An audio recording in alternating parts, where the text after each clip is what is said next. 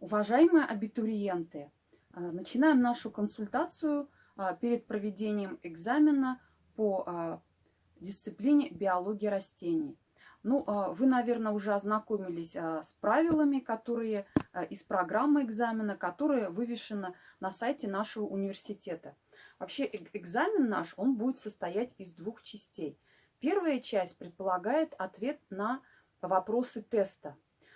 Вторая часть экзамена – это представление реферата, который вы должны будете написать заранее.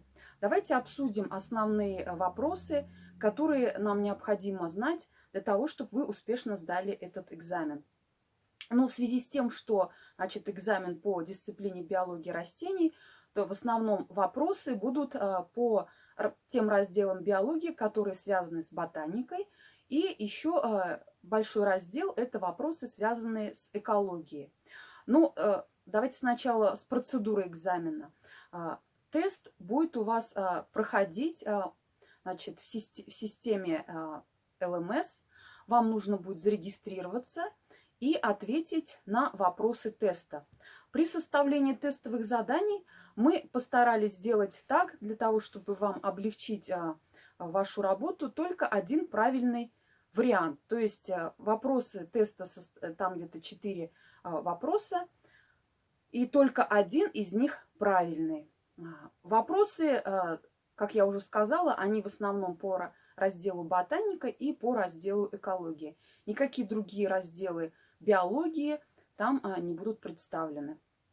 Теперь по процедуре. Несмотря на то, что на время экзамена будет отведено достаточно большое количество времени, у вас будет только одна попытка ответа. Поэтому очень прошу вас, прежде чем отвечать на вопрос, вы должны быть уверены в том, что вы даете правильный ответ. И возможности пересдать тестовую часть у вас не будет. Только если у вас были какие-то очень уважительные причины, которые могли повлиять на то, что вы, например, плохо ответили на этот тест. Или вы заболели, но тогда нужно будет предоставить справку из больницы. Или какие-то другие семейные обстоятельства, тоже потребуется подтверждение. Поэтому постарайтесь сосредоточиться и ответить на вопросы теста. Ну, вы, наверное, уже ознакомились с программой. Если все еще не ознакомились, я прошу вас распечатать с сайта и внимательно посмотреть на те вопросы, которые будут включены в программу экзамена. Ну, первый раздел, как я уже сказала, ботаника. Причем ботаника, она представлена в достаточно сокращенном варианте. Мы не включили, ограничили вопросы по морфологии растений. В основном это будут вопросы, которые связаны с систематикой. То есть вам нужно прочитать и знать, что такое водоросли, какие бывают группы водорослей, лишайники, затем махообразные, плаунообразные, папоротникообразные, ну и, конечно, голосеменные. Это один из крупных блоков вопросов, на который вам нужно обратить внимание при подготовке. Следующий круг вопросов связан с экологией. Это раздел называется «Организмы и среда». И здесь разрешите вам не зачитывать эту программу. Значит, вам нужно знать, какие бывают, взаимоотношения организмов со средой, какие бывают группы организмов по отношению к тем или иным экологическим факторам. Третий блок вопросов связан с популяциями. Все, что касается популяций, численность, плотность, другие характеристики. Посмотрите, в тестах будут вопросы и по этому разделу. Ну и последний заключительный блок – это биосфера. Здесь, конечно, необходимо вам изложить, будут вопросы, касающиеся о том, что такое биосфера, да, какие земные оболочки она включает, и остановиться вам еще необходимо при подготовке на том, что говорил Вернадский о биосфере, и немножко, нужно почитать раздел о том, что такое ноосфера. Но ноосфера традиционно тоже входит в понятие биосфера. Еще раз говорю, при подготовке к тестам вы должны опираться на источники информации, которые у нас есть, значит, обычно во всех библиотеках, и вы можете найти и использовать даже учебники школьные, потому что эти разделы очень хорошо изложены даже в школьной программе, но магистерская программа, естественно, предполагает, что вы успешно уже завершили программу бакалавриата, те, кто поступает после окончания биологических специальностей. Но если даже вы поступаете после завершения, например, специальностей, которые не связаны с биологией, вы можете справиться с этими вопросами, потому что тестовые задания, они не такие сложные. Но вы должны в то же время ориентироваться в школьной программе биологии. Если вы, например, вы окончили учебное заведение не по биологическим специальностям, имеет смысл, наверное, прочитать даже школьный учебник биологии, вот, который рекомендован в настоящее время, и это вам поможет успешно справиться с вступительными испытаниями. Ну, естественно, здесь вы можете использовать все учебники вузовские, которые у нас есть, но хочу сказать, что при этом для успешной сдачи этого экзамена вам не понадобятся очень сильно углубленные знания. Если вы вот прочитаете тот объем информации, который изложен в программе, этого будет абсолютно достаточно. То есть все более глубокие темы, моменты мы с вами изучим уже в процессе обучения на нашей магистерской программе. То есть, понятно, да, при подготовке ориентируемся в первую очередь на школьные учебники, потому что там заложена основа. Кроме того, используем типовые учебники, которые используются в вузах.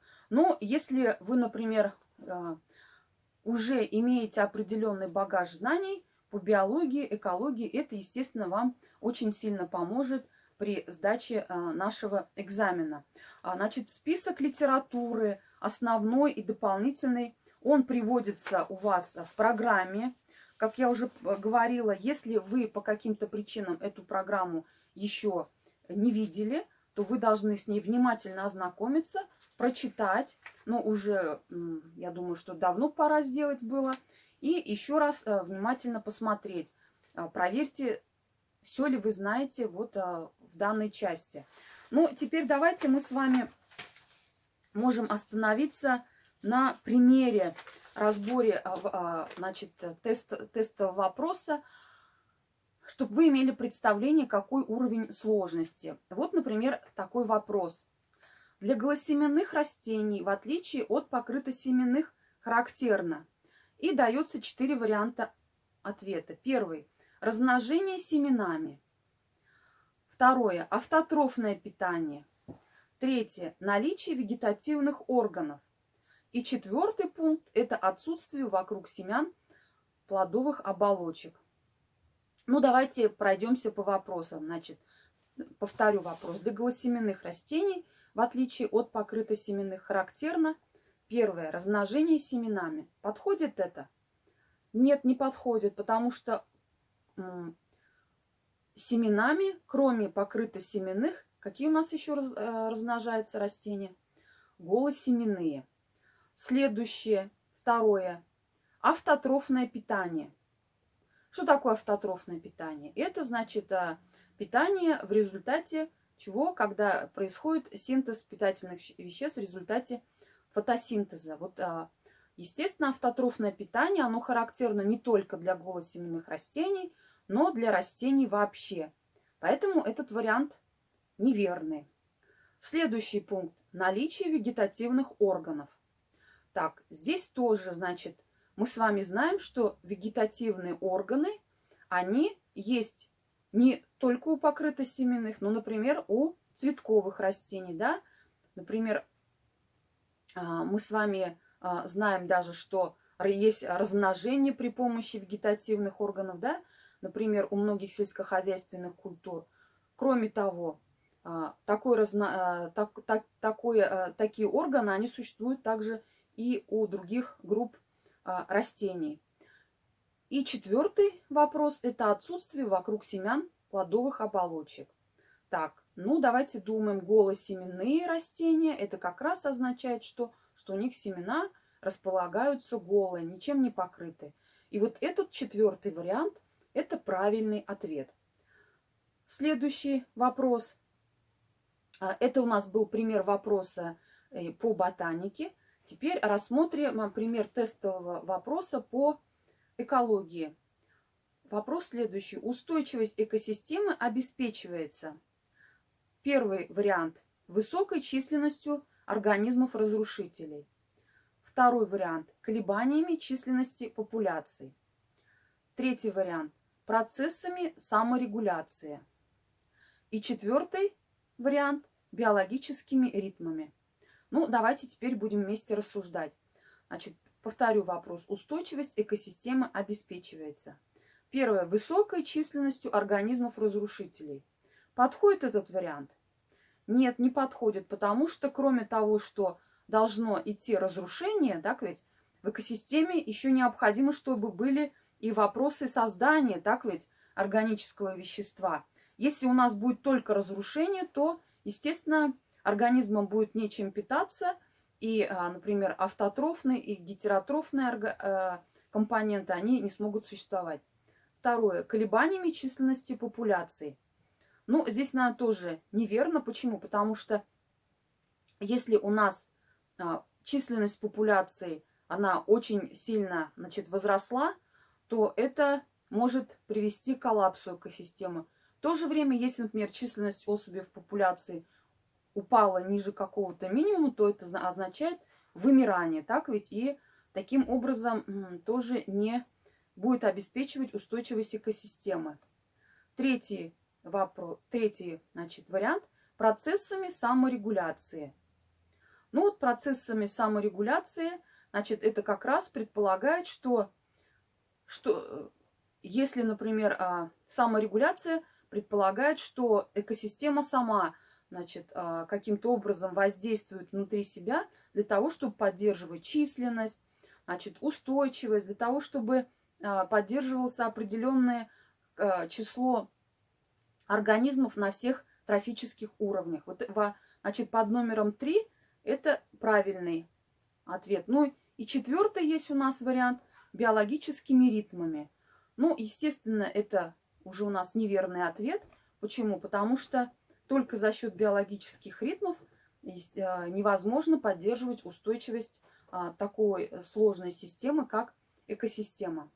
Ну вот, видите, вопросы достаточно простые, но они требуют от вас знаний основных законов биологии и экологии. Если вы внимательно прочитаете, повторите, то я не думаю, что у вас возникнут большие сложности при ответе на тестовые задания. Но прошу обратить внимание, например, тест – это достаточно непредсказуемая такая вещь, да, вы можете подготовиться, но тем не менее вы можете не быть уверенными в тех вариантах, в тех ответах, которые вы дали. Например, вы что-то готовили, но что-то, предположим, упустили. Второй, значит, у нас пункт экзамена – это реферат. А вот реферат – это как раз та часть экзамена, которой вы можете подготовиться очень хорошо и компенсировать, предположим, какие-то ненабранные баллы во время вашего теста за счет реферата. Ну, тематика рефератов, она тоже представлена, как вы видите из программы. Здесь уже, значит, широкий круг вопросов экологии. Но сразу хочу сказать, что если, например, из вас есть выпускники бакалавриата, и вы писали выпускную квалификационную работу, естественно, по биологии или, предположим, экологии, вы можете эту часть вашей выпускной квалификационной работы также оформить в виде реферата. Но при этом не забывайте, что если, например, у вас в ИКР были одни цели и задачи, то здесь в реферате эти цели и задачи, они будут другие, соответственно, выводы тоже будут другие. Теперь обратите внимание, что в программе приведены требования к оформлению реферата. Разрешите внимательно на этом остановиться, чтобы потом у вас не было вопросов. Объем реферата не менее 15 страниц. И вы должны понимать, что реферат это тоже такой же, что среди вас будет конкурс. Поэтому чем лучше будет представленный вами реферат, чем более тщательно он будет подготовлен, тем больше баллов вы наберете. И тем больше шансов у вас будет поступить. Поэтому понятие, вы можете сделать реферат и на 20 страниц, и еще больше. И комиссия, конечно, разберется с тем, какое время вы потратили на его подготовку. Теперь посмотрите, текст реферата печатается 14-м шрифтом через 1,5 интервала. Теперь поля стандартные. Текст печатается с абзацами. Заголовки и подзаголовки отделяются от основного текста сверху и снизу пробелом в 3 интервала. Вот будучи уже председателем предметной комиссии по биологии в течение нескольких лет, я хочу сказать, что сразу видно, как человек готовился при подготовке реферата. Те, значит, абитуриенты, которые представляют реферат, скачанный с интернета, где человек даже не удосужился привести нормальное форматирование, это сразу, конечно же, заметно. И поэтому оценки за такие рефераты, они будут снижаться.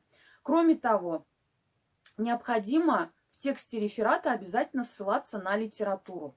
То есть вот структура реферата у вас приведена, значит, то, что есть титульный лист, потом содержание, да, ведь, потом введение, потом идет основная часть, у вас может быть 1 глава, может быть 2 главы, может быть 3 главы, и в конце идет заключение, список литературы.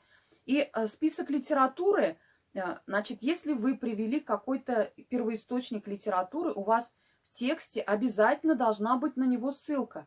То есть абсолютно непонятно, зачем люди приводят список из источников, а в тексте нигде не встречается. Причем вы можете ссылки оформлять так, как вам удобно. Можете оформлять в круглых скобках, да, с указанием, например, Иванов, 2015 год, так ведь? А можете поставить, и тогда идет у вас в конце список литературы, нумеруется в алфавитном порядке.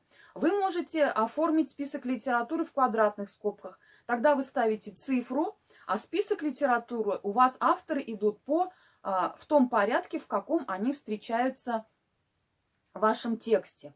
Кроме того, естественно, приветствуется, если в вашем реферате будет представлен иллюстративный материал. Например, какие-то таблицы, диаграммы, графики. Но здесь обратите внимание на следующий момент. У вас каждая, значит, если этот рисунок, диаграмма, они, например, не являются вашими, то есть не вы являетесь авторами, а скорее всего так и будет, потому что это реферат, это обзор литературы, то вы обязательно должны сделать ссылку, откуда вы это взяли. Даже если, например, вы взяли этот рисунок или иллюстрацию с Википедии, то будьте добры, приведите ссылку на интернет-ресурс, потому что иначе это уже будет некорректное заимствование, и комиссия может вам снизить оценку за такое оформление. То есть, еще раз повторяю, что реферат – это очень хороший шанс для вас получить высокий балл, и таким образом, если у вас в тестах будут какие-то ошибки, за счет вашего реферата вы можете поднять себе оценку. Но еще хочу обратить внимание на такие разделы, как введение и заключение. Значит, введение должно быть у вас очень кратким, емким, и обязательно должны быть поставлены цель и задачи. Ну, хотя бы цель там и 1-2 задачи. И, соответственно, заключение тоже пишется на основании введения. Вот, например, если вы поставили какую-то цель, поставили задачи, то в заключении вы должны написать, какой же ответ на ваши цели и задачи вы нашли в процессе вашей работы, потому что реферат, это очень серьезная работа, и эта работа не направлена на простое переписывание, значит, чужих первоисточников, а здесь должен быть анализ. Ну, естественно, комиссия еще обратит внимание на то, какую литературу вы использовали. Желательно, чтобы в реферате использовались публикации последних лет. То есть не так, что там какие-то учебники 80-х, 90-х годов, а было бы хорошо, если бы вы использовали какие-то статьи, которые были опубликованы не так давно.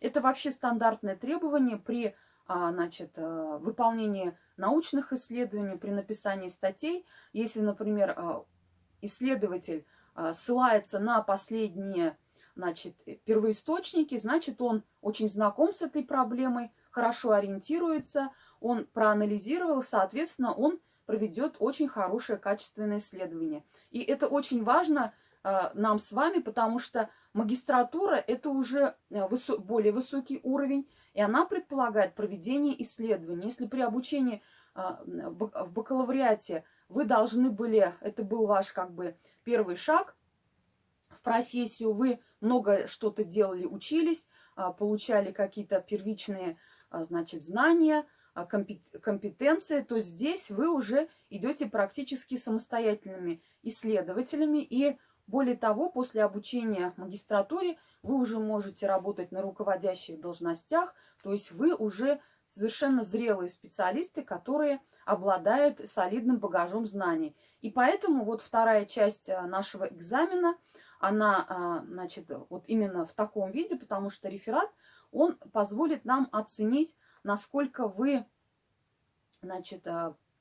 умеете анализировать научную литературу, умеете оформлять, насколько вы серьезно подходите к этой работе, то есть покажет ваше лицо с точки зрения проведения исследований. И, соответственно, баллы будут вам начисляться как за первую часть тест, так и за вторую часть за реферат. То есть здесь будет состоять ваш суммарный балл из двух, полусумм. Первая за тест и вторая за реферат. Ну, хочется в конце сказать вам большое спасибо, что вы выбрали направление подготовки биологии растений. Я уже во время аннотации этой программы говорила о том, что эта программа у нас составлена в соответствии с программой такой же Чешского университета в Градец-Кралове.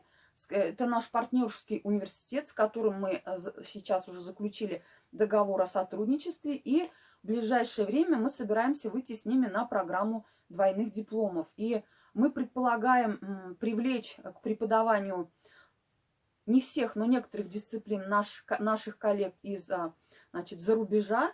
И кроме того, мы планируем проведение совместных каких-то стажировок. Но ситуация с коронавирусом, конечно, очень сильно помешала осуществлению наших планов. Но я думаю, что скоро ситуация исправится, и мы с вами сможем осуществлять даже обмен. Например, поехать в университет в Чехию. Часть студентов может поехать, а чешские студенты приедут к нам.